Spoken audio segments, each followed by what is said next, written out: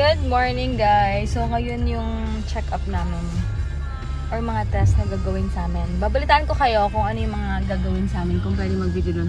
Babalitaan ko kayo kasi ngayon yung parang hearing test namin and parang dizziness something, no? Yun. And then ito yung bag ko. Thank you so much Mars Natsi. Very useful siya. Ang ganda din. Ang daming malalagay in fairness. Ayan, grabe. Tawag dito, lakas ng ulan kanina, yung kulog, ganyan. Tapos, yun.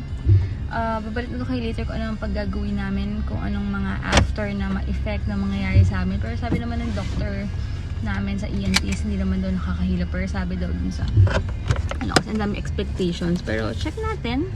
So, ito yung mga papers na kailanganin namin. And yun, later na lang guys, update ko kayo.